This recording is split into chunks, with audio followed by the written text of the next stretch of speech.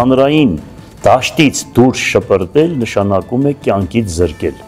Գյումրու քաղաքապետ Վարդան Ղուկասյանը հայտարարել է, որ Հայաստանի վարչապետ Նիկոլ Փաշինյանի իր մասին խորհրդարանի ամբիոնից արած հայտարարությունը ըստ էության սպառնալիք է իր կյանքի համար։ Նիկոլ Փաշինյանը անդրադառնալով Վարդան Ղուկասյանի խոսքերին, որ կողմ է Հայաստանը միութենական պետության կազմում տեսնելուն, ասել էր հետևյալը. Հայաստանի Հանրապետության ինքնիշխանության դեմ հայտարարություններ անողներին մենք պետք է ուղղակի դուրս շպրտենք քաղաքական եւ հանրային դաշտից։ Ինչպես քաղաքական մեթոդներով եւ բոլոր այն մեթոդներով, որոնք կարելի է կիրառելի է ժողովրդավարական երկրում։ Քաղաքականությունը հասկացանք։ Իրավունք չունեն, բայց խոսում են, բայց հանրային դաշտից դուրս շպրտել նշանակում է, այսինքն ուր տանել այդ մարդուն լուսին, թե կյանքից զրկել։ Այսինքն իրեն ինքը հայտարարություն է անում թիվ 1 ամբիոնից եւ այսօրվա Հայաստանի Հանրապետության վարչապետը մենք հասկանում ենք իրավական կոնսուլտացիա ենք արել, որ հիմա ես հայտարարություն եմ անում Հայաստանի Հանրապետության բոլոր իրավական ոլորտին, որ հանրային դաշտից դուրս շպրտել նշանակում է կյանքից զրկել։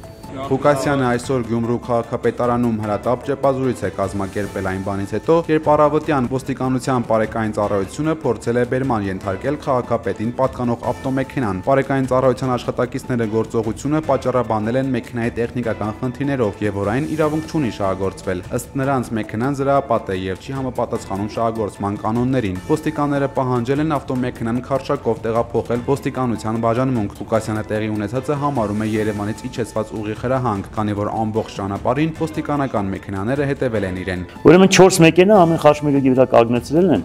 ու գալիս են մեր հետևից, ասում են պատահականություն է։ Միանշանակ պատահականություն չէ, ուրեմն կարկադրություն է։ Նա կոչ արել իրեն ձայն տված գյումրեցիներին առաջին զանգով հավաքվել իր շուրջը։ Հանգարց որևիցե մի ոտնձգություն մենք տեղյակ կպահենք վարքյանական հեռախոսները մենք հիմա այսպես 10 հոգի, 20 հոգի, 30 հոգի թող իրար այդ կաբերի մեջ լինեն։ Երբ ես հանգարց տեղյակ պահեցի, ուրեմն լցվում եք իմ կողքը ձեր ձայնը պաշտպանելու։ Ես ելել եմ ձեզ համար, ասում եմ 65 տարեկան եմ, ինձ քաղաքական ոչ մի բան պետք չէր։ Բայց հիմա ժամ ինձ ստիպում է այս պահվածքը ոչ Ուրեմն ինչ ասեմ, հագա դեմոկրատական մարդկային խոսքի դեմ պահվածքը, որ ես անպայման պետք է սրանց դեմ ավելի ուժեղ, ուրեմն գործունեություն ծավալեմ։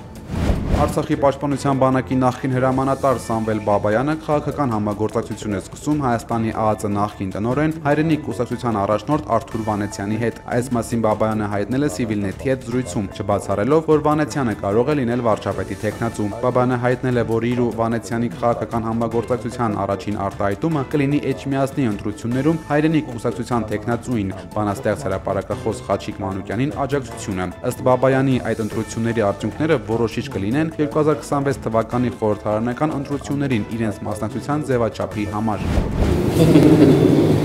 Հայաստանի վարչապետը զանգահարել է Ռուսաստանի նախագահին շնորհավորել ծննդյան առթիվ։ Մեր կառավարությունը հայտնում է, որ հեռախոսազրույցի ընթացքում Նիկոլ Փաշինյանը բարձր է գնահատել Վլադիմիր Պուտինի անձնական ներդրումը Հայաստանի եւ Ռուսաստանի հարաբերությունների հետագա զարգացման գործում։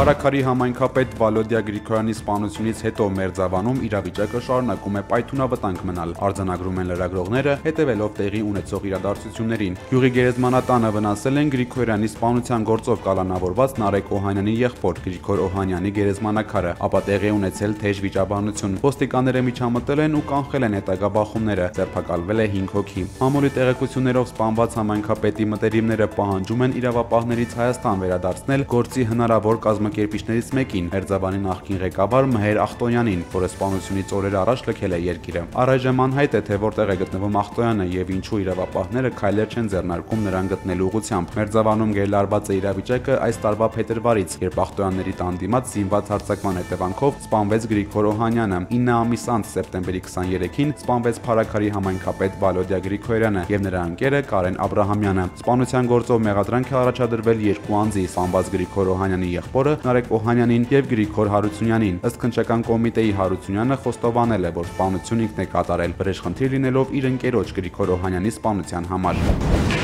Փարաքարի համայնքապետ Վալոդիա Գրիգորյանի սպանությունից ավելի քան 2 շաբաթ անց Փարաքար խոշորացված համայնքի ավականին ընտրել է նոր համայնքապետ։ 12 կողմձայնով Վալոդիա Գրիգորյանին կփոխարինի նրա թիմակից Միասնություն դաշինքի անդամ Օնիկ Ախվերդյանը։ Արտահերտ նիստի մեկնարկին Փարաքարի ավականին 1 րոպե լռությամբ հարգել է Վալոդիա Գրիգորյանի հիշատակը։ Օնիկ Ախվերդյանը մարտին կայացած ընտրություններում քվեաթերթիկում երկրորդն էր Վալոդիա Գրիգորյանից հետո։ Քաղաքացիական պայմանագիր եւ Դավիթ Մինասյան դաշինքները չեն մասնակցել ավականու արտահերտ նիստին։ Անհետ կորած զինծառայող Սարգիս Ղուկասյանի հորեղբայրը Արսեն Ղուկասյանը 1 ամսով կալանավորվել է խուլիգանության եւ պաշտոնատար անձի օրինական ծառայողական գործունեությանը միջամտելու մեղադրանքով, հայտնել է փաստաբան Տաթևիկ Սողոյանը։ Այս նույն հոդվածներով Ղուկասյանի հետ միասին ձերբակալվել էր նաեւ անհետ կորած զինվորի հայր Աբիջան Սարգսյանը, ավելի ուշ նրան ազատ են արձակել։ Զինվորների հարազատներին ձերբակալել էին սեպտեմբերի 29-ին Պաշտպանության նախարարության շեմքի մոտ տեղի ունեցած քաշքշուկի գործով, Պաշտպանության նախարարության եւ ռազմական ոստիկանության ծառայողների հաղորդումների հիմքով։ 44-օրյա պատերազմի ընթացքում անհետ կորած զինծառայողների ծնողներն ու հարազատները սեպտեմբերի 29-ին հավաքվել էին նախարարության շենքի դիմաց, պահանջելով հանդիպում զինված ուժերի գլխավոր շտաբի պետ Էդուարդ Ասրյանի հետ։ Մի քանի ժամ սպասելուց հետո հանդիպումը տեղի էր ունեցել։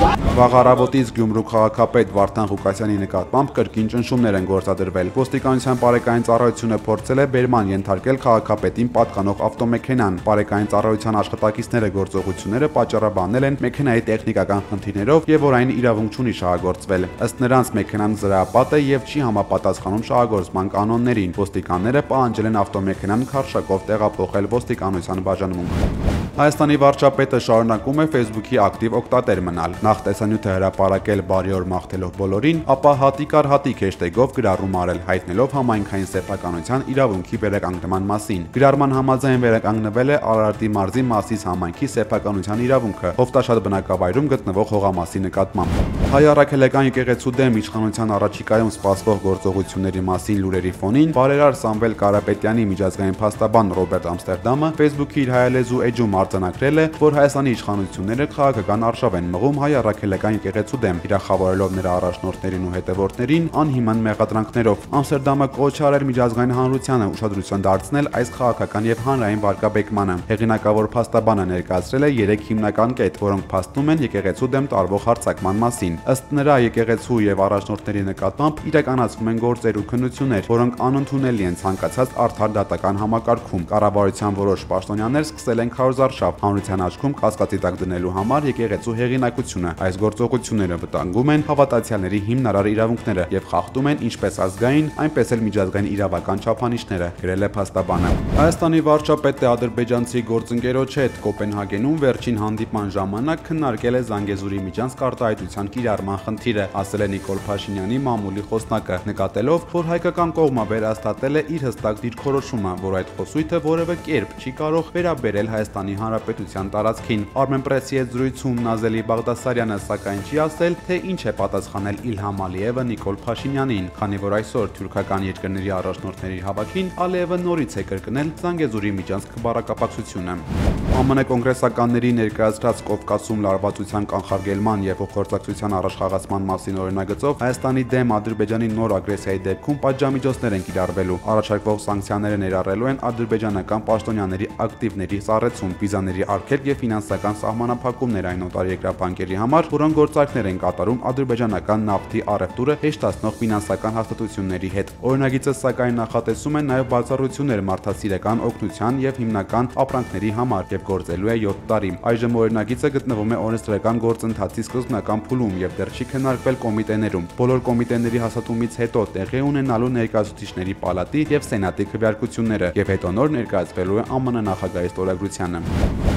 Ադրբեջանի արտգործնախարարը կրկին հիշեցրել է Բաքվի նախապայմանների մասին հայ-ադրբեջանական հարաբերությունները կարգավորելու համար։ Ջեյրուն Բայրամովն ասել է, որ Հայաստանը պետք է իր սահմանադրությունից հեռացնի Ադրբեջանի նկատմամբ պահանջները։ Այս մասին նա խոսել է թուրքական պետությունների կազմակերպության հավաքի ժամանակ, որն այս տարի տեղի է ունենում Ադրբեջանում։ Հանրապետության երկրորդ նախագահ Ռոբերտ Քոչարյանի թիմը կմասնակցի 2026 թվականի խորհրդարանական ընտրություններին։ Քոչարյանն ասել է, որ այս պահին դեռ որոշում չունեն, թե ինչ ձևաչափով են մասնակցելու ընտրություններին, սակայն նրա խոսքով իրենց նախընտրական ցուցակը կգլխավորի այն տեխնացուն, որը սոցիոլոգիական հարցումների համաձայն կունենա առավելագույն շանսեր։ Ինչ վերաբերում է Նիկոլ Փաշինյանի վերընտրվելուն, Քոչարյանը համարում է մեջբերում Փաշինյանի վերընտրվելը ձգտում է 0-ի, եթե ընդդիմությունը սխալներ չգործի։ Վաշինգտոնում ստորագրված փաստաթղթերից Միացյալ Նահանգները ստացել է ապագայում ձևավորվող միջանցքի վերահսկողություն, Իրանի հետ սահմանում փաստաթի վերահսկողության հնարավորություն, իսկ ԱՄՆ նախագահ Դոնալդ Թրամփը Նոբելյան մրցանակի ներկայացում հայտարարել է Հայաստանի երկրորդ նախագահ Ռոբերտ Քոչարյանը։ Ստորագրված փաստաթղթերով Ադրբեջանը ստացել է միջանցքի իրավունք Հայաստանի տարածքով, ԵԱՀԿ Մինսկի խմբի լուծարում, ինչպես նաև 907-րդ բանաձևի չեղարկում։ Հարց. ինչ է ստացել Հայաստանը։ 0 միայն խնդիրներ։ Եվ վերջապես ինչ է ստացել Նիկոլ Փաշինյանը։ Ու այստեղ կա շատ կոնկրետ բան, ինչ ստացել է Հայաստանի վարչապետը։ Ստացել է մեկ նկար նախագահ Տրամփի ստորագրությամբ եւ ստացել է իրավական ուժ չունեցող մի թուղթ, որը հնարավորություն է տալիս եւս մեկ անգամ խաբել հայ ժողովուրդը։ Ռոբերտ Քոչարյանի գնահատմամբ Նիկոլ Փաշինյանը Սպիտակ տանը եղել է դեկորացիայի դերում։ Այնտեղ եղել են սեղան, աթոռ, նկար կար, դրոշ կար եւ Փաշինյան կար։ Հայաստանի վարչապետը նույնպես հետևել է հանրապետության երկրորդ նախագահի ասուլիսին եւ դրա գրեթե ավարտին Նիկոլ Փաշինյանը Facebook-ում կարճ հարց է ուղղել Ռոբերտ Քոչարյանին, մեջբերում դուք երեակով են ասեք, բանավեճի գալու եք թե ոչ։ Հաջորդ տարի սպասվող խորհրդարանական ընտրություններում Հայաստան Դաշինքը եւ Սամվել Կարապետյանի նորաստեղ շարժումը միասին զգալիորեն կգերազանցեն իշխող քաղաքացիական պայմանագիր կուսակցությանը, կանխատեսել է Ռոբերտ Քոչարյանը։ Նրա խոսքով այսօր քաղաքական դաշտում կա երկու միավոր, որոնք քիչ են զիջում Նիկոլ Փաշինյանի ղեկավարած կուսակցությանը, եւ այդ ուժերը Հայաստան Դաշինքը եւ նշված նոր ուժն է։ Քոչարյանը նաեւ հայտնել է, որ ՀՅԴ-ի հետ համագործակցությունը շարունակվում է, իսկ առաջիկա ընտրություններին մասնակցության ձևաչափի շուրջ քննարկումները կսկսվեն հաջորդ տարվա հունվար-փետրվար ամիսներին։ Անդրադառնալով քաղաքական դաշտին երկրորդ նախագահը ցանկություն է հայտնել, որ ի հայտ գա նաեւ երրորդ ուժ, սակայն շեշտել է, որ այն պետք է ստեղծվի բնական ճանապարհով, ընտրողների համար համոզիչ անհատների եւ գործողությունների միջոցով, այլ ոչ թե արհեստականորեն։ Նա նշել է, որ ավելի լավատես է, քան 2021 թվականին, ավելելով բոլոր խոստումներով այս մարդը ձախողում է։ Հիմա արդյոք մեր ժողովուրդը պատրաստ է ընդհանուր ձախողումներով մարդուն նորից ընտրել։ Կարծում եմ, հասարակական տրամադրությունների մեջ ինչ-որ բան է փոխվել։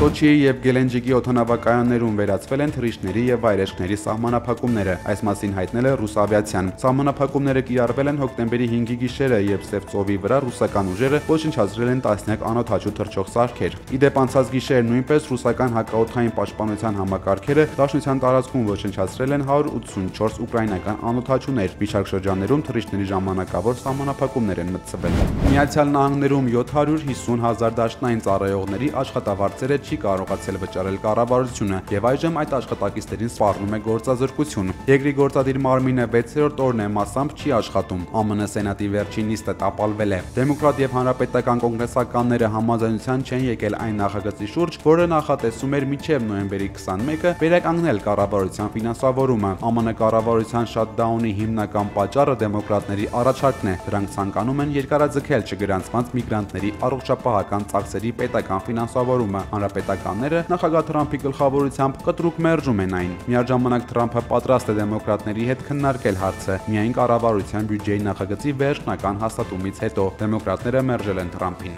ԱՄՆ նախագահ Դոնալդ Թրամփը հայտարարել է մեջբերում, ինչ որ իմաստով որոշում է ընդունել Ուկրաինային Տոմահավք հեռահար հրթիռներ մատակարարելու վերաբերյալ։ Դեռևս հայտնի չէ, թե կոնկրետ ինչ որոշում է ընդունել Թրամփը, սակայն հայտնել է, որ ցանկանում է իմանալ հատկապես ինչի համար են օգտագործվելու հրթիռները։ Ես ուզում եմ իմանալ, թե ուր են դրանք ուղարկելու։ Կարծում եմ, ես այդ հարցը պետք է տամ, ասել է նա։ Միևնույն ժամանակ Թրամփը նշել է, որ Ուկրաինային զենք մատակարարելու որոշում կայացնելիս փորձում է խուսափել հակամարտության էսկալացիայից։ Ես չեմ ձգտում սրել իրավիճակը, ասել է Սպիտակ տան ղեկավարը։ Ուկրաինան բացահայտ հայտարարել է, որ ամերիկյան հեռահրթիռներն իրեն պետք են Ռուսաստանի խորքում գտնվող թիրախներին հարվածելու համար։ Կրեմլի խոսնակ Դմիտրի Պեսկովը ի պատասխան Թրամփի հայտարարության ասել է, որ հրթիռների մատակարարումը Ուկրաինային բերելու է լարվածության նոր փուլ։ Մոսկվան դեռ վստահ է, ԱՄՆ նախագահը ցանկանում է ուկրաինական հակամարտությունը խաղաղ ճանապարհով կարգավորել։ Ավելի վաղ Ռուսաստանի նախագահ Վլադիմիր Պուտինը ասել էր, որ վերջ կդրվի ռուսո-ամերիկյան հարաբերություններին, եթե Թրամփը որոշի Ուկրաինային տրամադրել հեռահար հրթիռներ։ С большим удовольствием. Ռուսաստանի արտգործնախարար Սերգեյ Լավրովը հայտարարել է, որ Աֆղանստանի հետ պատերազմյան վերականգնման համար Արևմուտքը պետք է պատասխանատվություն ստանձնի։ Աֆղանստանի հարցով Մոսկովյան 7-րդ խորհրդակցությունների ժամանակ Դաշնության գլխավոր դիվանագետը նշել է, որ Արևմուտքի գործողությունները Աֆղանստանի դեմ, այդ թվում ֆինանսական ակտիվների սառեցումն ու բանկային ոլորտի սահմանափակումները շարունակվում են լուրջ խնդիրներ ստեղծել երկրի համար։ Լավրովը նաև շեշտել է, որ անընդունել է երրորդ պետության ռազմական ներկայությունը Աֆղանստանի տարածքում։ Դա կարող է հանգեցնել իրավիճակի ապակայունացման եւ նոր հակամարտությունների, նկատել է Լավրովը։ Աֆղանստանի հարցով ամենամյա քննարկմանը, որին ավանդաբար մասնակցում են Ռուսաստանի, Հնդկաստանի, Իրանի, Ղազախստանի, Қырғызստանի, Չինաստանի, Պակիստանի, Տաջիկստանի, Թուրքմենստանի եւ Ուզբեկստանի հատուկ ներկայացուցիչները, այս տարի առաջին անգամ միացել է նաեւ Աֆղանստանի պատվիրակությունը արտաքին գործերի նախարարի գլխավորությամբ։ Աֆղանստանը 2021 թվականի օգոստոսից ամերիկյան զորքերի դուրսբերումից հետո ղեկավարում է Թալիբան շարժումը։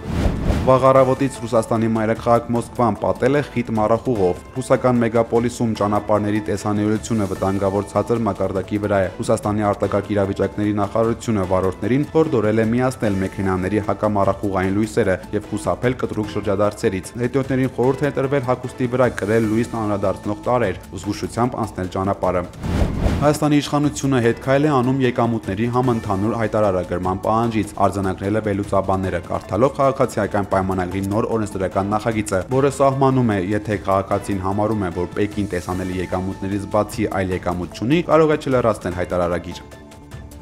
Երևանի Զվարթնոց օդանավակայանը նոր տերմինալ կունենա։ Արմենիա միջազգային օդանավակայաններ ընկերությունը նախատեսում է առաջիկա 10 տարիների ընթացքում $500 միլիոն ներդրում անել նոր տերմինալի կառուցման համար։ Այս մասին Forbes-ին տված հարցազրույցում հայտնել է ընկերության գլխավոր գործադիր տնօրեն Մարսելո Վենդեն։ Տնօրենը մանրամասնել է, որ վերջին 2 տարում օդակայանի ուղևորահոսքի աճը գերազանցել է կանխատեսումները, հասնելով տարեկան ավելի քան 5.5 միլիոնի։ Քանի որ գործող տերմինալը կառուցված է եղել տարեկան 3-ից 4 միլիոն ուղևոր սպասարկելու համար, եղած հզորություններն արդեն բավարար չեն։ Նոր տերմինալի կառուցմամբ նստեցման ելքերի թիվը 6-ից կհասնի 16-ի, կկրկնապատկվեն ժամանման սրահները, ներգաղթային եւ մաքսային գոտիները, կկառուցվեն ժամանակակից սրահներ եւ կընդլայնվեն կայանատեղիները, ինչպես նաեւ կբարելավի տրանսպորտային հաղորդակցությունը ուղևորների համար։